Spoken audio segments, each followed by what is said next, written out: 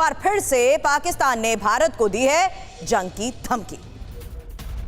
तो भारत से 300 बार जंग लड़ने की धमकी दी गई है। कार्यवाहक पीएम अनवरुल हक ने यह धमकी दी है। इनसे जंगे करोगे इंडिया के साथ? इंशाल्लाह 500 करेंगे। भाई की बात बिल्कुल सारी जिंदगी लड़ेंगे इनके साथ, कश्मीर को लेके रहेंगे। तो रास्ते में उसको कोई मिल जाए वो क्या आज से तुम प्राइम मिनिस्टर हो, तो उसकी यही हालत होती है जो अनवरुल हक काकड़ साहब की है। वो बावले हो गए हैं, उनकी समझ में नहीं आ रहा मैं करूं तो क्या करूं।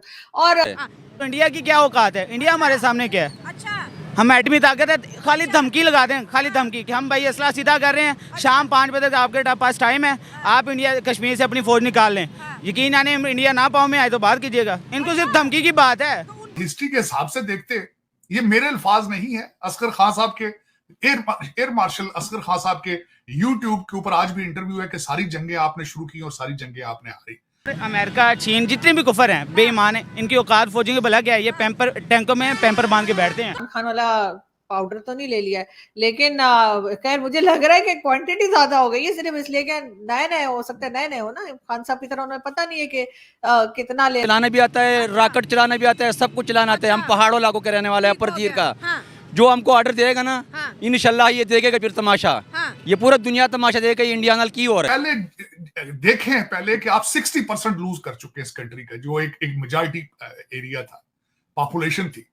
आज आप जंग करने की सलाहियत रखते हैं? आप सबसे पहले मुसलमान खड़ा, ला इलाहा इल्लल्लाह मुहम्मद रसूलुल्लाह सल्लल्लाहु अलैहि वसल्लम पढ़ने वाला, ये 100 हिंदू भी होगा तो वो खड़ा नहीं हो सकता।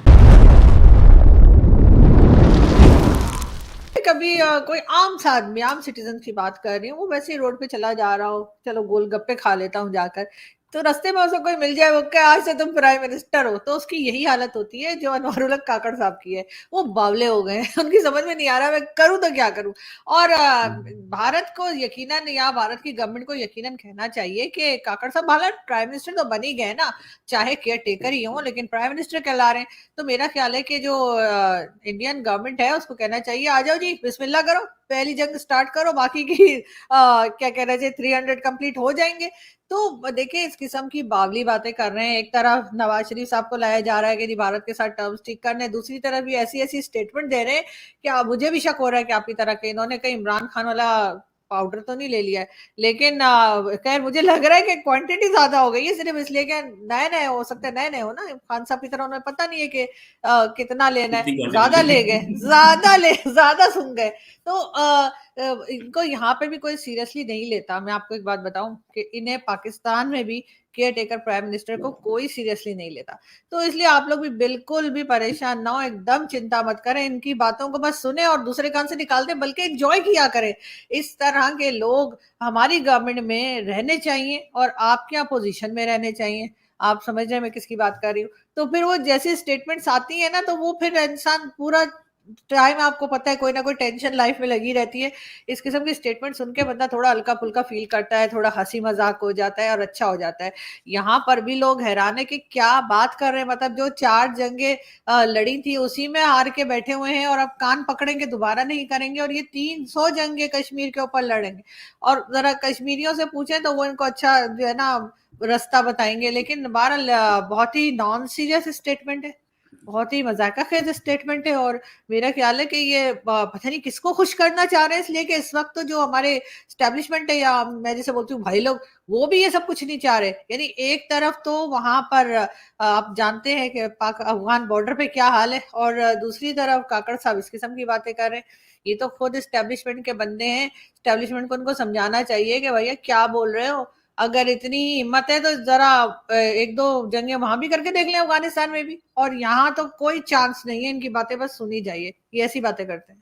काकड़ साहब, सबसे पहले तो मैं हैरान हूं। पहले तो काकड़ साहब को खुद अपनी पोजीशन का अंदाजा नहीं है कि वो इलेक्शन के लिए आए हैं, और काजी फाइज ईसा साहब ने उनकी पोजीशन को डिनाई कर दिया है कि इलेक्शन कमीशन के होते हुए इस गवर्नमेंट का सेटअप की कोई वजह जरूरत नहीं थी।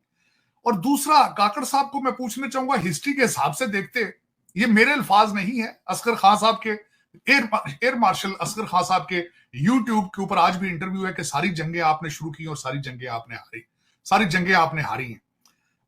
पाकिस्तान एक ऐसा मुल्क है जिसका 60% जिस्म का हिस्सा कट चुका है 70s में। बल्कि मैं ये आज एक चीज कोट करना चाहूंगा काकड़ साहब को। काकड़ साहब, अगर अमीर अब्दुल्ला नियाजी साहब जो थे अगर उनसे पूछते उनके उस वक्त उनके जो एक ISPR के डायरेक्टर सदीकी साहब थे, उनसे उन्होंने एक दफा जिक्र किया कि यार मैं उनका एक बयान ये होता था, वो कहते थे आखिरी गोली आखिरी सिपाही, और वो कहते थे कि मेरा कंपैरिजन तारक बिन ज़ियाद से किया करो। उन्होंने कहा कि मैं जंग करता हुआ कलकत्ते तक पहुंच जाऊंगा। ये वो ASPR के ब्रिगेडियर सदीकी साहब को फरमाते थे। फिर जब उनको जहाज में बिठा के एज ए कैदी फोर्ट विलियम कलकत्ता जब लेके जहाज उतरा, तो उनका एक सबॉर्डिनेट था, तो उसने पंजाबी में उसने कहा न्याय साहब कलकत्ते आ गए हो।